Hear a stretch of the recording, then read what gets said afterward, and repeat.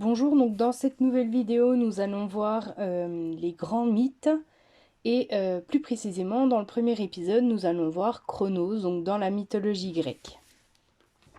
Cette série ou cette playlist va retracer tous les grands mythes, donc que ce soit dans la mythologie grecque, romaine ou les grands mythes en général. Et pour ce premier épisode, nous allons plutôt partir sur la mythologie grecque. Avant toute chose, nous allons faire un petit rappel. Dans toutes les mythologies, comme toutes les religions, il y a ce que l'on appelle un récit originel. C'est une théorie sur le commencement du monde. On va prendre quelques exemples.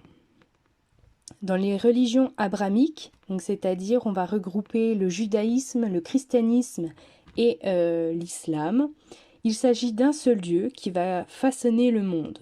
Et l'humain sera créé à partir d'argile. Si on prend un autre exemple, la religion hindouiste, qui est, elle, polythéiste, c'est-à-dire plusieurs divinités, le monde a été créé avec 3 divinités. C'est un cycle avec Brahma, qui est considéré comme le créateur, Vishnu, qui est celui qui maintient le monde, et enfin Shiva, qui est le destructeur. Donc dans la religion hindouiste, il s'agit plutôt d'un cycle où le monde est en perpétuel recommencement avec un créateur, une divinité qui maintient et une autre qui va détruire. Si on prend la mythologie nordique, il n'y avait pas qu'un seul monde, mais 9. Et la première divinité à naître ou à apparaître est Ymir. Ymir va donner naissance à 2 enfants, et ces 2 enfants-là vont donner naissance à d'autres dieux, dont Odin. Odin va, à l'aide de ses frères, tuer son grand-père Ymir, et avec le corps d'Ymir, ils vont créer la terre. Donc avec les os, ils vont faire le bois, etc. Donc aujourd'hui, on va partir sur la mythologie grecque avec Chronos. Et vous allez vite vous rendre compte que ce récit originel se calque sur des éléments concrets, comme par exemple la terre, le ciel, le temps, etc. Donc au commencement, il y eut le chaos, c'est-à-dire le néant, c'est une divinité. Du chaos furent nés Ouranos, le ciel étoilé, et Gaïa, la terre.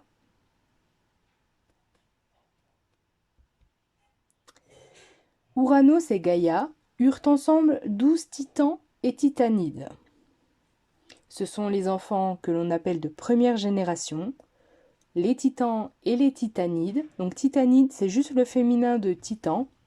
Ces enfants-là sont des géants qui ont une apparence normale. Parmi ces géants, vous allez avoir des noms que vous allez sûrement reconnaître. On va prendre un arbre généalogique pour que ce soit plus clair. Donc au départ, il y eut Chaos, puis Ouranos et Gaïa, qui de base sont frères et sœurs, mais ensemble ils eurent les titans, les cyclopes et les hécatonchires.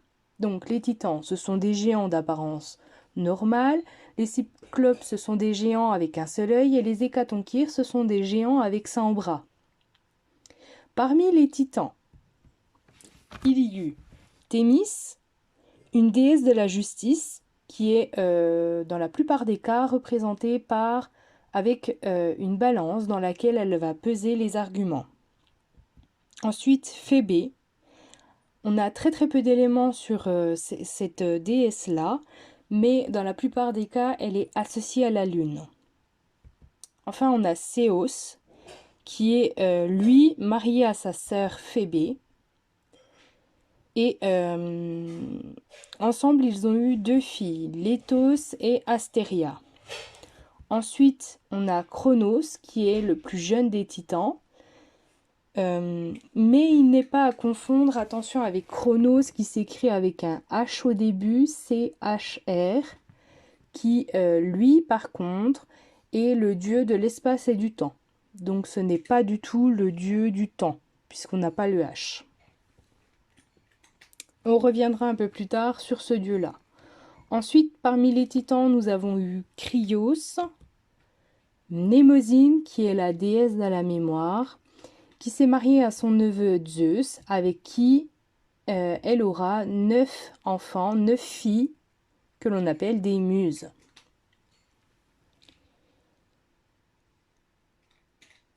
Ensuite, on a Océan, qui a épousé sa sœur Thétis, et ensemble, ils ont eu 3000 dieux fleuves et 3000 océanides. Les océanides, ce sont des nymphes aquatiques. Thétis n'est pas à confondre avec sa petite fille Thétis.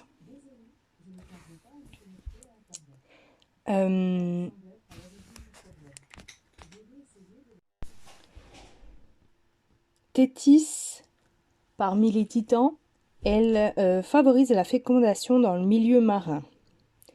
Et puis son nom, Thétis, étymologiquement, c'est-à-dire son origine, l'origine du mot, vient du mot grec qui signifiait nourrice. D'ailleurs, elle a été la nourrice de plusieurs divinités comme Zeus, par exemple. Ensuite, on a Japet, qui lui a créé d'autres titans que vous connaissez sûrement, qui sont Prométhée, Épiméthée, Méténios, Hespéros et Atlas. On ne va pas préciser ici dans cette vidéo qui sont ces titans. Si ça vous intéresse et si vous êtes curieux, vous irez voir par vous-même. Et puis si le temps et l'occasion se présente, je ferai sûrement une vidéo plus précise sur d'autres divinités grecques. Ensuite, il y eut Hypémérion, qui a épousé sa sœur Théia, avec qui il y eut Hélios, le soleil, Sélénée, la lune, et Éos, l'aurore. Hypémérion, c'est le soleil à son zénith, puisque étymologiquement, donc c'est-à-dire l'origine du mot, ça signifie celui qui est au-dessus de tout. Théia, quant à elle, va créer tous les matériaux précieux comme l'or et l'argent. Et enfin, il y eut Rhéia, qui est la femme de Cronos et la déesse de la fertilité et de la maternité. Rhéa et Cronos, ils ont eu ensemble Hestia, Déméter, Héra, Hadès, Poséidon et Zeus. Nous reviendrons plus précisément sur ces enfants-là un peu plus tard dans la vidéo.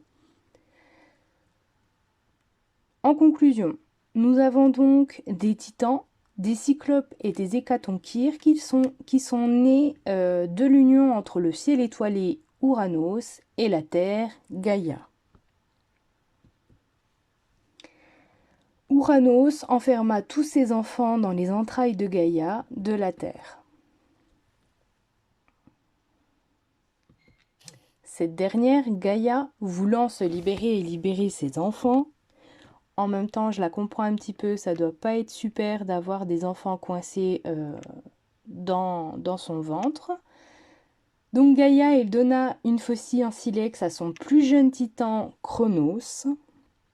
D'ailleurs, la faucille deviendra l'attribut principal de Cronos.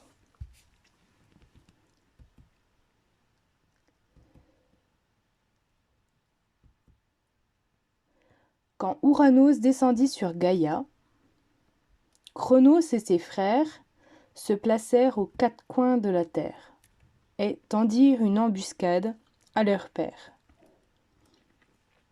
À l'aide de la faucille, Cronos l'émascula, le sang jaillit, et de ce sang, d'autres divinités et d'autres créatures naquirent.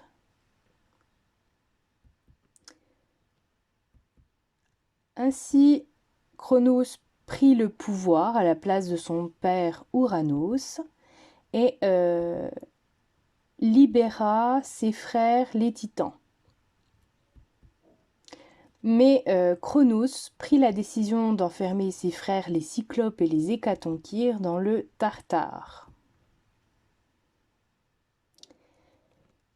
Le tartare n'est pas à confondre, il faut vraiment éviter de confondre le tartare de la mythologie grecque avec le fromage aux fines herbes. Dans ce cas-là, le tartare, c'est ce que nous considérons aujourd'hui comme l'enfer, c'est-à-dire un lieu où les plus grands criminels vont être enfermés, où il faut expier ses péchés et où des douleurs physiques et psychologiques peuvent être infligées. Ensuite, Cronos épousa sa sœur Rhea, mais il garda en tête l'avertissement de ses parents qui était qu'un jour, lui aussi, serait détrôné par un de ses fils. Comme il l'a fait avec Ouranos. Ainsi, il mangea chacun de ses enfants. Donc, par exemple, Hadès, il le mangea. Hestia, pareil. Poséidon, pareil.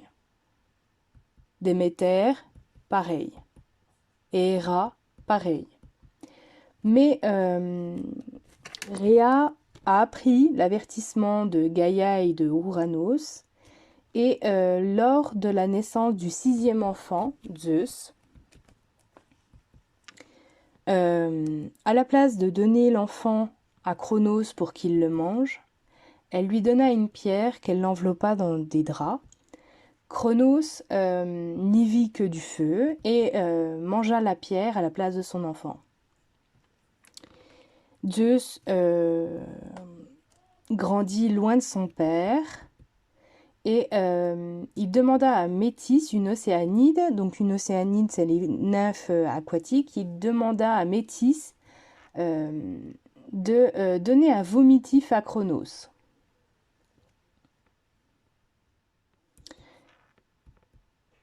Ainsi, Cronos vomit tous ses enfants un par un.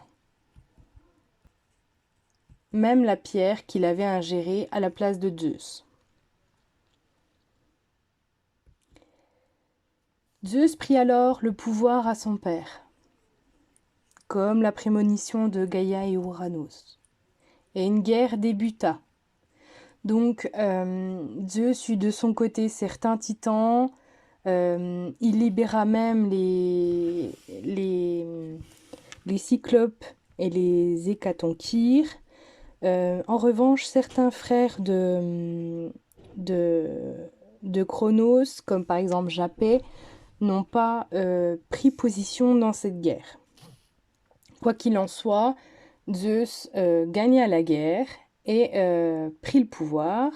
Il décida de diviser le monde en 3.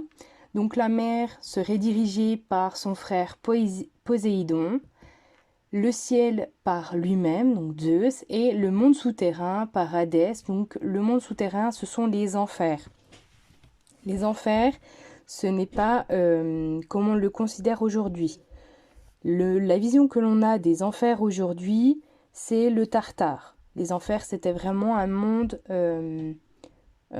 plus large, composé de plusieurs sphères.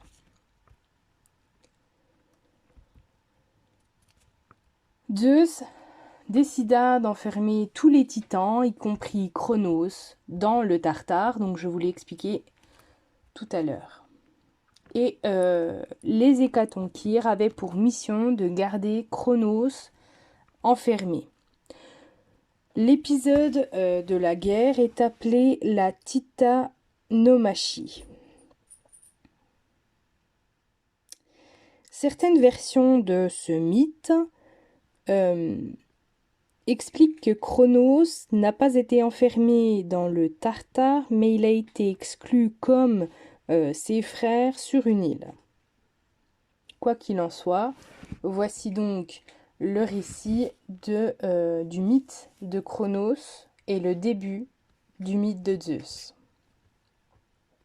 J'espère que cette vidéo vous aura plu et nous nous retrouverons pour un deuxième épisode sur cette fois-ci la fondation de Rome, donc à travers la mythologie romaine cette fois-ci.